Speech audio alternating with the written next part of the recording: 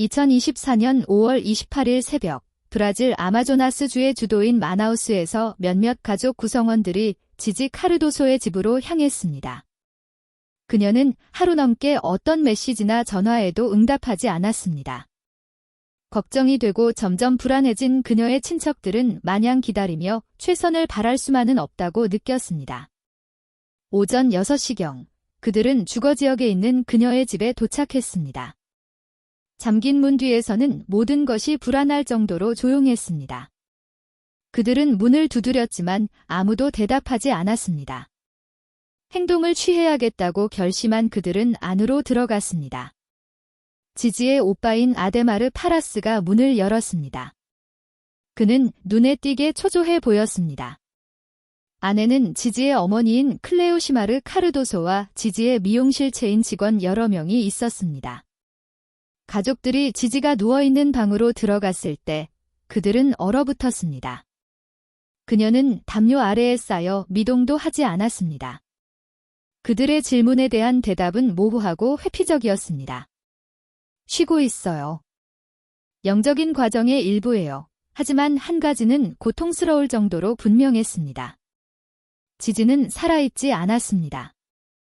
충격을 받은 그녀의 친척들은 즉시 응급 서비스에 연락했습니다.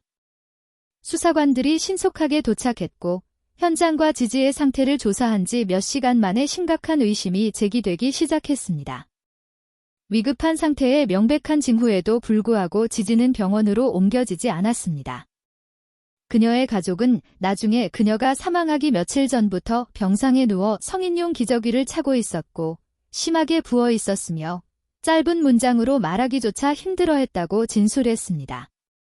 그날은 무슨 일이 일어났는지에 대한 공식적인 범죄 수사가 시작된 날이었습니다. 비극으로 이어진 골치 아픈 일련의 사건들을 밝혀낼 조사가 시작된 것입니다. 그러나 그 순간 지지의 생명 없는 시신이 있는 침실에 서서 침묵과 기묘한 정서적 단절감에 둘러싸인 그녀의 사랑하는 사람들은 단 하나의 질문만을 가지고 있었습니다. 여기서 정말 무슨 일이 있었던 걸까? 지지 카르도소의 본명은 질레아니 카르도소 다 시우바였으며 브라질 아마조나스주 마나우스에서 태어나고 자랐습니다. 그녀는 전통적인 보이 분바 축제에서 가란치두 팀의 중심 여성 인물인 시냐지냐 다 젠다 역을 맡아 명성을 얻었습니다. 이 축제는 이 지역에서 깊은 문화적 의미를 지니며 공연자들에게 대중적인 인정을 가져다 줍니다. 지지는 그녀의 카리스마와 지역 전통에 대한 깊은 존경으로 존경받았습니다. 그녀는 자신감과 무대 장악력을 발산했습니다. 축제에서 물러난 후 지지는 기업가 정신으로 초점을 옮겨 미용 산업에 뛰어들었습니다. 그녀는 고향의 미용실 체인을 열었고 성공적인 사업가로 빠르게 명성을 얻었습니다. 그녀의 이전 명성은 고객을 유치하는 데 도움이 되었고 활발한 소셜미디어 활동은 그녀의 브랜드를 증폭시켰습니다. 그녀는 정기적으로 홍보 콘텐츠와 미용 시술, 웰빙, 자기관리에 관한 개인적인 업데이트를 게시했습니다. 그녀의 라이프 스타일과 외모는 결단력, 규율, 그리고 끊임없는 자기 개선의 결과로 묘사되었습니다. 지지는 침착하고 추진력이 있는 것으로 알려졌습니다. 친구, 고객, 팔로워들은 그녀를 자신이 사랑하는 일을 하며 번창하는 사업을 구축한 현대적인 롤모델로 보았습니다. 그러나 그녀의 사생활에 대해서는 거의 알려진 바가 없었습니다. 그녀는 가족과 사업 세계를 분리하여 전문적이고 세련되며 다소 수수께끼 같은 이미지를 유지했습니다. 2024년 5월 28일 새벽, 브라질 아마조나스주의 주도인 마나우스에서 몇몇 친척들이 지지 카르도소의 집으로 향했습니다. 그녀는 24시간 이상 연락이 닿지 않았습니다. 그녀와 가까운 사람들에 따르면 지지와 그녀의 어머니 클레오시마르 카르도소, 그리고 그녀의 오빠 아데마르 파라스의 관계는 최근까지 중립적이고 대부분 사업적인 것으로 묘사되었습니다. 클레오시마르는 가끔 소셜미디어 게시물에 등장했고 아데마르는 대부분 대중의 눈에 띄지 않았습니다. 겉으로 보기에 가족은 갈등이 없는 것처럼 보였습니다. 그들은 모두 같은 집에 살았고 밖에서 보기에는 모든 것이 질서정연해 보였습니다. 2023년 이전에는 법적인 문제나 지지의 정신 건강에 대한 우려가 알려진 바 없었습니다. 친구나 미용실 직원 누구도 문제 행동이나 잠재적인 의존성에 대해 보고한 적이 없었습니다. 오히려 지지는 전적으로 자신의 경력에 집중하는 사람으로 보였습니다. 그녀의 미용실 브랜드는 그녀의 개인적인 이미지에 크게 의존했습니다. 그녀의 전문성은 신뢰를 쌓았고 이는 다시 사업을 강화했습니다. 그러나 나중의 대화에서 일부 친척들은 그 가정에서 일어난 일이 나중에 범죄 수사의 일부가 될 것이라고는 아무도 상상하지 못했다고 인정했습니다. 사건 전날 밤, 지지 카르도소의 집안에는 여러 사람이 있었습니다. 그녀의 어머니, 오빠, 전 파트너 브루노, 그리고 그녀의 미용실 체인 직원들이었습니다. 분위기는 긴장되고 단절되어 있었습니다. 지지는 약하고 육체적으로 쇠약해 보였고 집안의 전반적인 분위기는 현실과 동떨어진 느낌이었습니다. 그날 밤 일어난 일의 일부는 브루노 로베르토에 의해 녹화되었습니다. 첫 번째 영상은 5월 27일 오후 11시 40분에 촬영되었습니다. 영상에는 지지가 한 손에는 케타민 병을, 다른 한 손에는 주사기를 들고 있는 모습이 담겨 있습니다. 브루노는 그녀에게 모든 것을 내려놓고 다른 주사를 맞지 말라고 요청하는 소리가 들립니다. 지지는 응답하지 않습니다. 그녀의 얼굴 표정과 움직임은 그녀가 이미 향정신성 물질의 강한 영향 아래에 있었음을 시사합니다. 다음 녹화는 약 30분 후의 것입니다.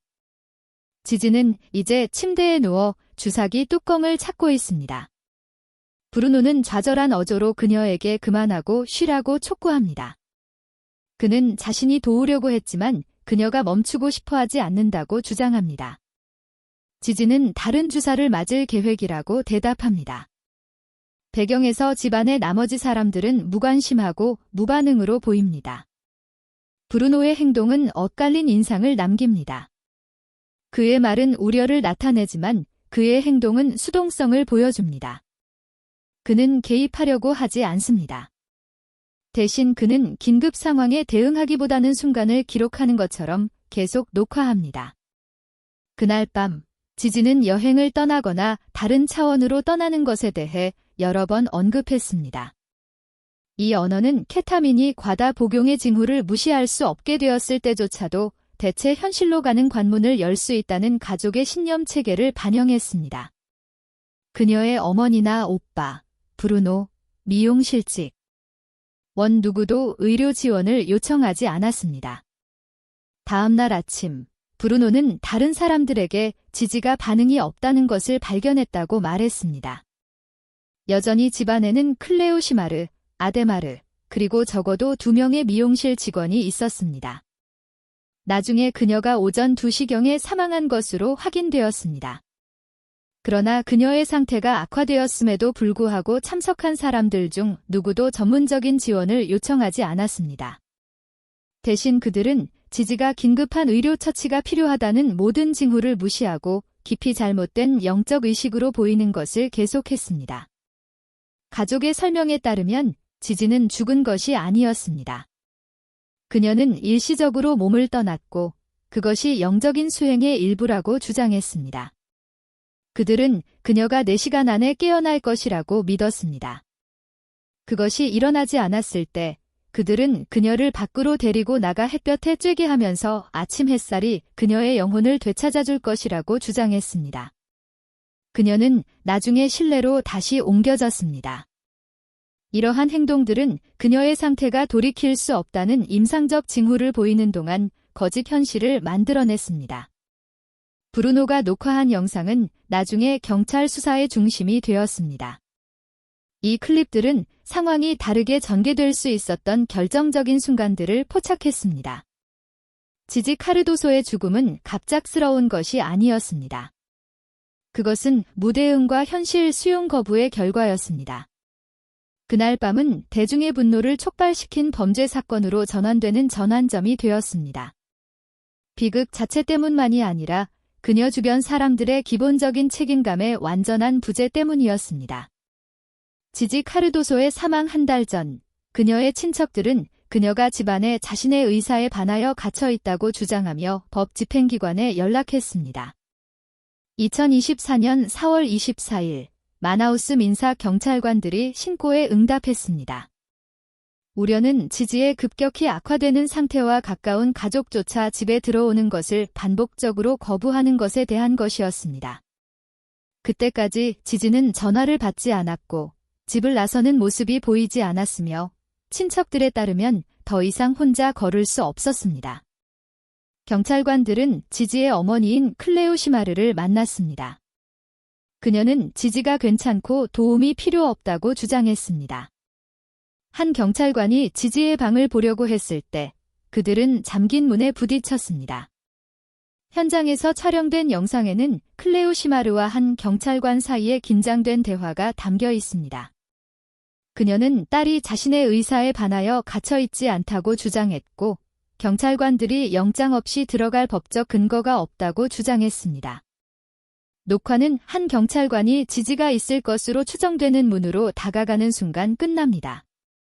다음에 무슨 일이 일어났는지는 기록되지 않았지만 결과는 분명했습니다. 더 이상의 조치는 취해지지 않았습니다. 가족에 따르면 지지는 경찰관들과 잠시 이야기하고 떠나기를 거부했습니다. 그러나 그 추정된 대화 중에 그녀가 어떤 상태였는지는 불분명합니다. 친척들은 포기하지 않았습니다. 그들은 살반도 지지아 또는 지지를 구하라라는 왓츠앱 그룹을 만들었습니다. 여기에는 이전에 그녀의 행동에서 걱정스러운 변화를 알아차렸던 가족 구성원과 다른 사람들이 포함되었습니다. 그들의 목표는 지지를 집에서 데리고 나와 긴급 해독을 위한 클리닉에 입원시키는 것이었지만 그 계획은 결코 시행되지 않았습니다. 친척들은 법적 결과를 두려워했습니다. 클레오 시마르는 자신의 입장을 고소했고 경찰은 개입할 법적 수단이 없었습니다. 이전에 지지를 도우려는 시도도 매번 침묵과 부인으로 실패했습니다. 집은 요새처럼 되었습니다. 법적인 관점에서 상황은 다음과 같았습니다. 한 성인 여성이 자신의 선택에 따라 집에 살고 있었고 학대를 신고하지 않았으며 도움을 요청하지 않았습니다. 서류상으로는 명백한 위반이 없었습니다. 이 사건은 대응 시스템의 심각한 결함을 드러냈습니다. 심각한 의존성, 정신적 불안정, 신체적 악화의 가시적인 징후가 있음에도 불구하고 공식적인 절차는 기본적인 논리를 압도했습니다.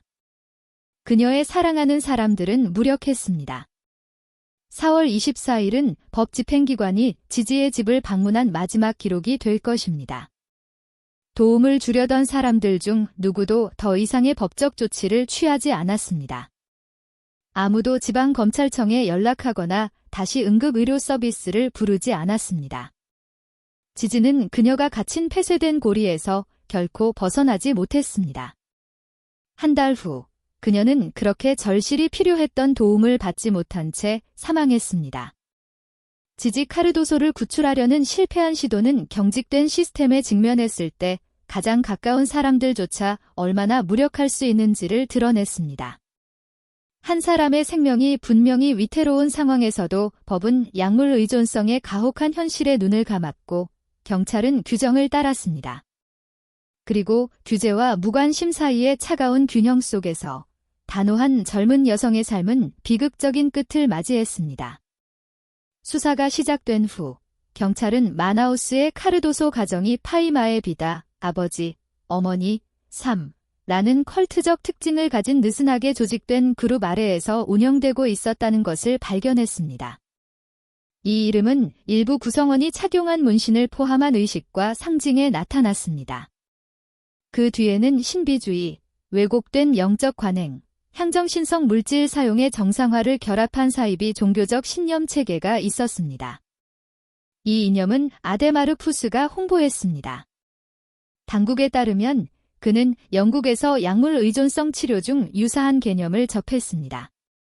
브라질로 돌아온 후 그는 마음을 바꾸는 물질의 의식적 사용을 통해 달성할 수 있다고 주장하는 영적 전환의 아이디어를 추진하기 시작했습니다. 그의 어머니인 클레오시마르 카르도소는 결국 그와 합류하여 집안과 그들의 소위 공동체 내에서 일어나는 일을 통제했습니다. 클레오시마르는 지배적인 인물로 부상했습니다. 그녀는 누가 언제 물질을 복용할지를 결정하는 사람이었습니다. 그녀는 빛 세션이라고 부르는 것을 통해 에너지를 회복시키는 독특한 능력을 가지고 있다고 주장했습니다. 이러한 의식은 집과 한때 지지 카르도소의 미용실로 운영되었던 방에서 열렸습니다. 참석자에는 그룹이 영적 관행이라고 설명하는 것에 이끌린 직원들이 포함되었습니다. 그룹은 독특한 스타일의 언어, 종교 용어, 카르타스, 투로 알려진 일련의 책에서 발췌한 인용문을 변형하여 사용했고 정화 공식을 발명했습니다. 재산 수색 중의 법 집행기관은 케타민 바이알, 주사기, 바늘, 그리고 영혼 회복을 위한 손으로 쓴 지침서를 발견했습니다. 이러한 발견은 이전에 추정했던 것보다 훨씬 더 높은 수준의 조직과 의도를 가리켰습니다. 그룹은 엄격한 계층 구조를 가지고 있었습니다. 클레오시마르가 모든 최종 결정을 내렸습니다. 그녀의 아들인 아데마르는 메시지의 해석자 역할을 했고 별도의 세션을 이끌었습니다. 지지는 눈에 띄게 건강이 악화되었음에도 불구하고 계속 관여했습니다. 서류상으로는 자발적으로 참여했지만 그녀의 상태는 그렇지 않다는 것을 강력하게 시사했습니다. 케타민은 그룹의 운영에서 구조적인 역할을 했습니다. 인슐린 주사기를 사용하여 신중하게 측정된 복용량으로 투여되었으며 이는 참가자들 사이에 기본적인 의료 지식이 있음을 나타냅니다. 이 물질은 처방전 없이 구입할 수 있는 동물병원에서 공급되었습니다. 당국은 이러한 구매가 일상적이었다고 확인했습니다. 그룹의 가장 주목할 만한 측면 중 하나는 고립이었습니다. 구성원들은 외부 접근을 제한하고 친척들의 출입을 거부했으며 내부 서클을 넘어서는 정보의 흐름을 엄격하게 통제했습니다. 방문객들은 제너지 규칙을 따라야 했습니다. 동의하지 않는 사람들은 영적으로 미성숙하다고 낙인 찍히고 배제되었습니다. 반대 의견은 용납되지 않았습니다. 이것은 사실상 가족과 사업의 외관 뒤에서 운영되는 심리적 통제 시스템이었습니다. 그것은 자체 규칙, 계층 구조, 의식, 물질 프로토콜, 그리고 의존성을 깨달음으로 위장한 신념 구조를 가지고 있었습니다. 이 사이비 영적 설정은 지지의 삶이 무너지고 아마도 다른 사람들의 삶도 무너지는 배경이 되었습니다. 카르도소 가정에서 향정신성 물질의 초기 사용은 영적인 신념과는 거의 관련이 없었습니다. 친척들에 따르면 모든 것은 신체적 외모를 바꾸고 싶은 욕망에서 시작되었습니다. 지지와 그녀의 오빠 아데마르는 자신들이 과체중이라고 믿었고 몸을 빨리 변화시키기로 결심했습니다. 이것은 그들이 자신을 개인 트레이너라고 소개한 아토스 사일라라는 남자와 연결되도록 이끌었습니다. 나중에 그가 피트니스나 건강 코칭 분야에서 어떤 자격증이나 검증 가능한 자격도 가지고 있지 않다는 것이 발견되었습니다. 수사에 따르면 아토스는 가족에게 주사 가능한 단백동화 물질, 종종 폭탄이라고 불리는 것을 소개한 사람이었습니다. 그는 개인적으로 주사를 놓았고 그것들을 사용하는 방법과 적용할 복용량을 설명했습니다. 지지와 아데마르 모두 참여했습니다. 결국 그들의 어머니인 클레오시마르도 이 루틴에 합류했습니다. 이러한 강화제의 정기적인 사용은 곧 매일의 습관이 되었습니다. 가족 구성원 중 누구도 의료 감독을 받지 않았습니다. 이 물질들은 공식적으로 처방되거나 어떤 식으로든 규제되지 않았습니다. 친척들에 따르면 이것이 가족이 금지된 물질의 정기적인 사용을 향한 첫걸음을 내디딘 시점이었습니다. 처음에는 단백동화 강화제가 위험한 것으로 여겨지지 않았습니다. 그것들은 단지 원하는 신체 이미지를 달성하기 위한 지름길로 간주되었습니다. 시간이 지남에 따라 어떤 주의 감각도 사라졌고 실험하려는 의지는 더욱 강해졌습니다. 아데마르는 곧 케타민을 의식을 확장시킬 수 있다고 믿는 것으로 홍보하기 시작했습니다. 이미 주사 가능한 강화제를 사용해 본 경험이 있었기 때문에 그가 성능 물질에서 새로운 화학 물질로 넘어가는 것은 짧은 도약이었습니다.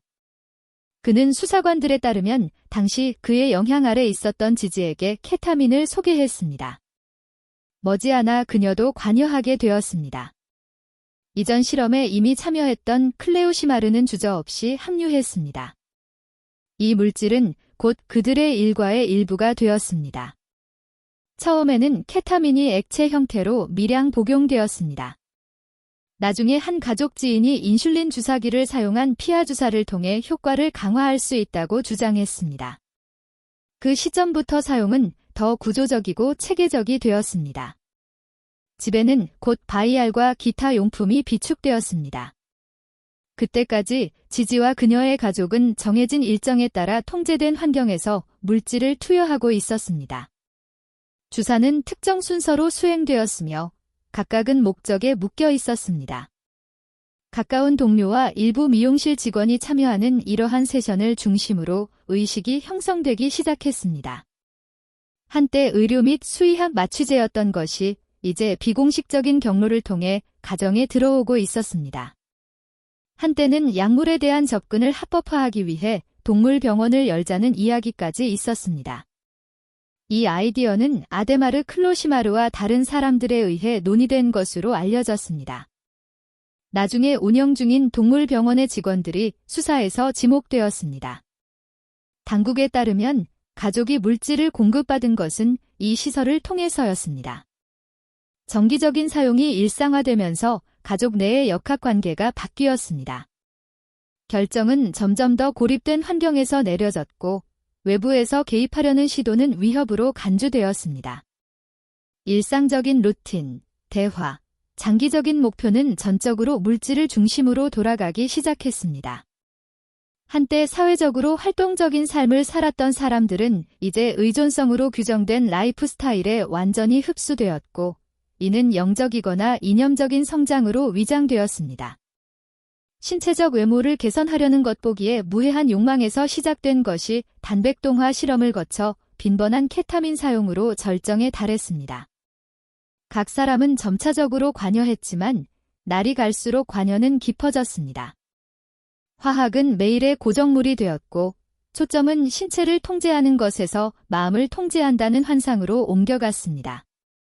2023년 여름 클레오 시마르 카르도소의 어머니이자 지지의 할머니인 82세의 마리아 베니나는 아마조나스주 파린틴스 시에서 사망했습니다. 그녀의 죽음은 전통적인 보이 분바 축제 기간 동안 발생했습니다. 당시 클레오 시마르, 아데마르, 지지는 모두 시내에 있었고 마리아의 집에 머물고 있었습니다. 노부인은 한동안 허약한 상태였으며 나이, 만성질환, 장기간의 정서적 고통이 모두 그녀의 건강에 큰 타격을 입혔습니다. 비극 당시 집에는 3사람만 있었습니다. 이전에 마리아 베니나와 함께 살았던 다른 친척들은 클레오 시마르가 소규모 개인 환경에서 수행하려는 치유의식을 방해하지 않도록 떠나달라는 요청을 받은 것으로 알려졌습니다. 이 의식 동안 노부인은 이전에 가족 내에서 사용되었던 주사 가능한 물질을 투여받았습니다. 예비 조사 결과에 따르면 이것들은 이전에 소개된 것과 동일한 단백동화 화합물이었습니다. 이 절차는 생명 에너지를 회복시키는 방법으로 제시되었습니다. 참가자들은 이러한 물질과 특정 행동의 조합이 개인의 상태를 개선하거나 심지어 완전한 회복으로 이어질 수 있다고 믿었습니다. 그러나 세션 중에 마리아 베 개인의 상태를 개선하거나 심지어 완전한 회복으로 이어질 수 있다고 믿었습니다. 그러나 세션 중에 마리아 베니나는 의식을 잃었습니다. 그녀의 상태는 급격히 악화되었습니다. 의료 지원은 요청되지 않았습니다. 모든 것이 의사나 외부 증인 없이 문 뒤에서 전개되었습니다. 나중에 경찰의 인터뷰를 받은 친척들에 따르면 클레오 시마르는 기도와 강렬한 영적 집중을 통해 어머니를 되살릴 수 있는 능력이 있다고 주장했습니다. 매장 후에도 클레오 시마르는 상위의 힘을 빌어 귀환이 여전히 가능하다고 주장했습니다. 이러한 주장은 가족 구성원들을 깊이 걱정시켰지만 당시에는 법적 조치를 위한 공식적인 근거가 없었습니다. 사망은 자연사로 기록되었습니다. 이 사건은 알려진 첫 번째 사건이었습니다. 나중에 파임의 비타 그룹이 될 것의 요소가 이서클레에서 나타나기 시작한 것은 이 시기였습니다. 클레오 시마르는 리더 역할을 맡았습니다. 그녀의 말은 영적인 문제뿐만 아니라 다른 사람들의 삶에 직접적인 영향을 미치는 결정에서도 최종적인 것이 되었습니다. 나중에 가족 구성원들은 마리아 베니나의 죽음이 그녀에게 투여된 물질에 의해 야기되었을 수 있다고 제안했습니다. 그러나 당시에는 뒷받침할 증거가 없었고 이 사건은 법적으로 추궁되지 않았습니다. 공식적인 조사는 지지의 사망 이후 1년 후에야 시작되었으며 당국이 두 사건 사이의 점들을 연결하고 가족의 내부 역학을 조사하기 시작했을 때였습니다. 이 이전 사건은 더 큰 그림이 드러날 때까지 법 집행기관과 대중 모두에게 눈에 띄지 않았습니다. 할머니의 죽음이 단지 비극적인 사고가 아니라 영적인 수사와 현실과의 위험한 단절 사이의 경계를 모호하게 만든 신념 체계의 첫 번째 결과일 수 있다는 것이 분명해졌습니다. 지지 카르도소의 미용실 체인은 마지막까지 강력한 명성을 유지했습니다. 고객들이 방문했고 직원들은 근무했으며 소셜미디어 게시물은 세련된 사진과 영상으로 정상적인 환상을 유지했습니다. 그러나 일부 직원들은 단순한 관찰자가 아니었습니다. 그들은 적극적인 참여자였습니다. 주요 증인 중 한 명은 메이크업 아티스트인 클라우디엘라 산토스 딜바였습니다. 그녀는 나중에 어린 딸을 돌봐야 했기 때문에 전자발찌를 착용한 채 가택연금에 처해졌습니다. 클라우디엘라는 지지의 집을 여러 번 방문했으며 걷지 못하고 거의 반응이 없으며 신체적으로 심하게 쇠약해진 극도로 좋지 않은 상태의 그녀를 목격했다고 진술했습니다. 돕기 위해 클라우디엘라는 그녀의 머리를 감기고 스타일링했지만 직장을 잃을까 두려워 더 이상 나아가지 않았습니다. 수사 결과 클로이마르와 아데마르는 의식을 감독했을 뿐만 아니라 사업도 통제했다는 사실이 확인되었습니다. 직원들은 그들의 결정에 의존했습니다. 일정, 급여, 고객 배정, 심지어 고용을 유지할 수 있는 능력까지 모두 충성을 보이는 것에 달려 있었습니다. 반대는 해고될 위험을 감수해야 했습니다. 겉으로 보기에 미용실은 2024년 5월 말까지 계속 운영되었습니다. 고객들은 아무 문제가 없다는 것을 전혀 몰랐습니다.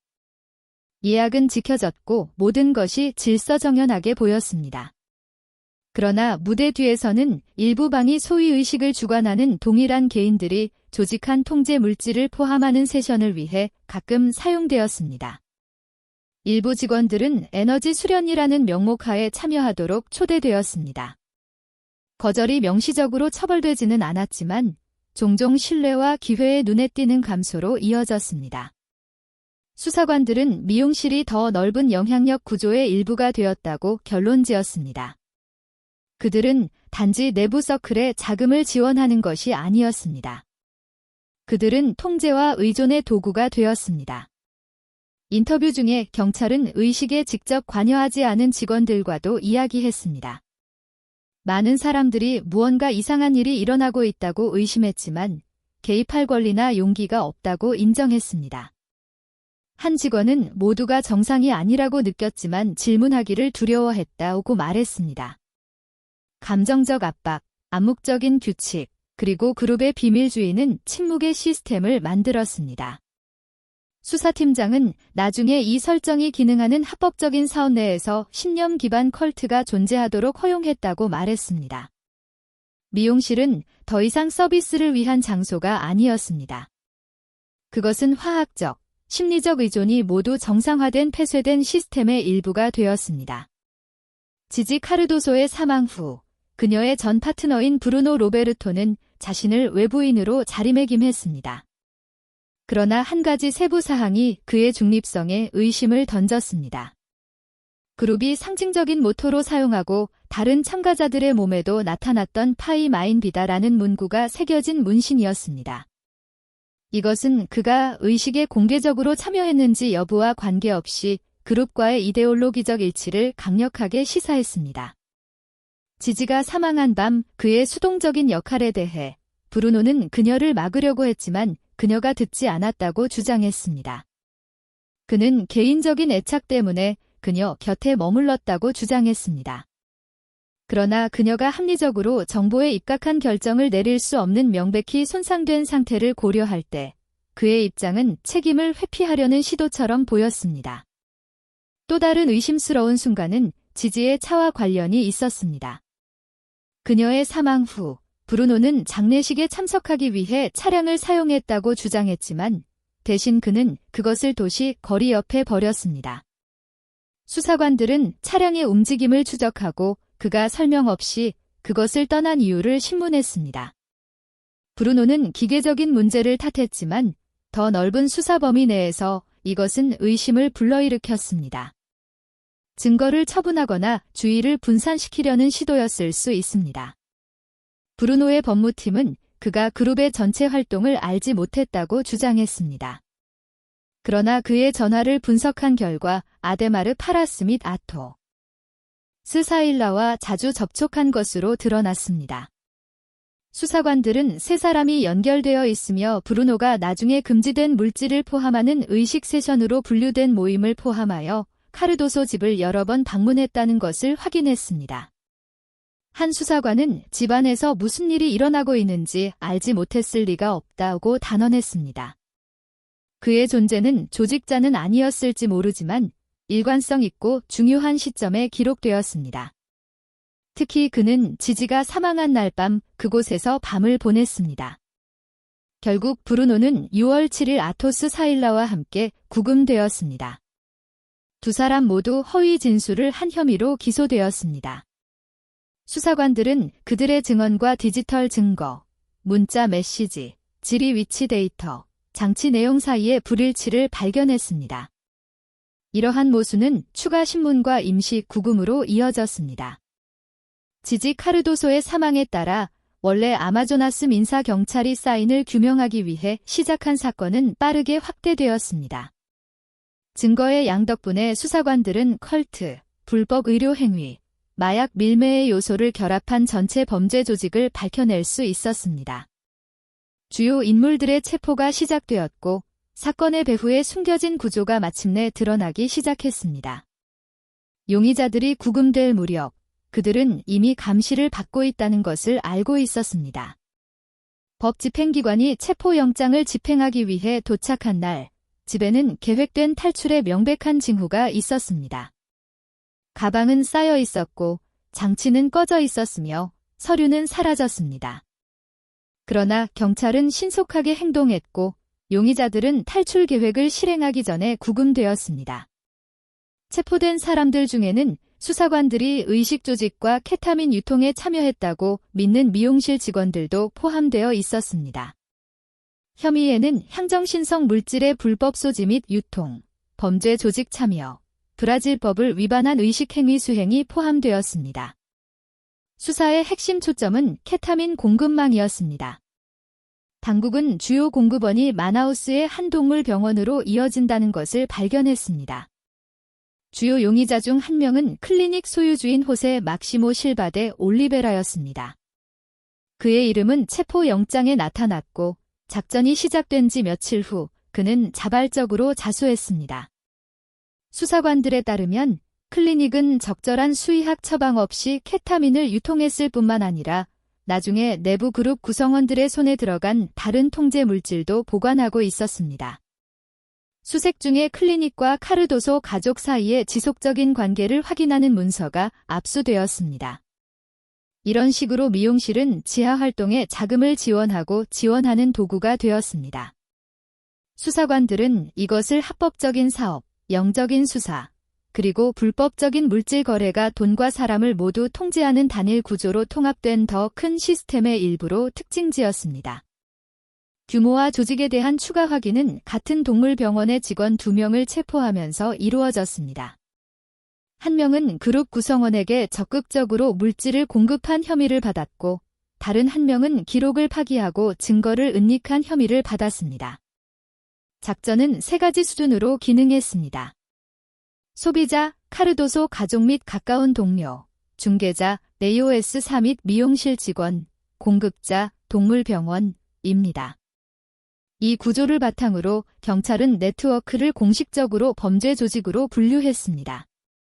수사관들은 또한 그룹의 이념적 전선에 초점을 맞추어 소위 영적 운동이 진정한 신념 체계라기보다는 은폐에 가깝다고 지적했습니다. 따라서 지지 카르도소 사건은 사적인 비극에서 영적인 공동체의 탈을 쓴 대규모 조직화된 네트워크를 폭로한 세간의 이목을 끄는 범죄 사건으로 발전했습니다. 경찰에 따르면 이 조직은 성공적이고 사회적으로 존경받는 사업체로 자신을 제시하면서 당국에 의해 눈에 띄지 않고 수년 동안 기능해왔습니다. 비극적인 사건이 발생하기 1년 전인 2023년 6월, 아마조나스의 법 집행기관은 이미 피마이비타로 알려진 그룹을 감시하기 위한 예비 작전을 시작했습니다.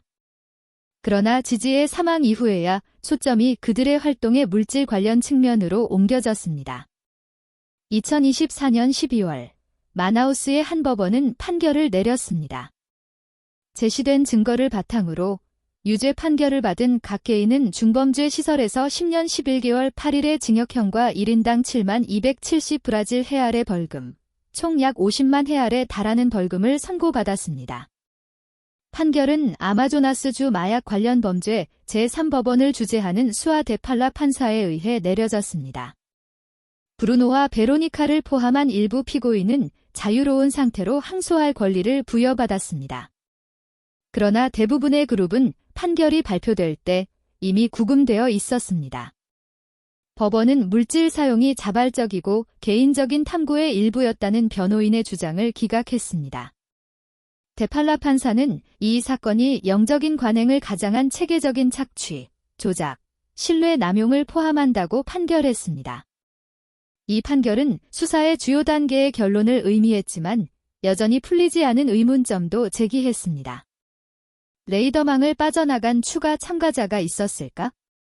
그리고 다른 도시에서도 영적 또는 자조운동의 외관 아래 유사한 그룹이 활동하고 있을 수 있을까?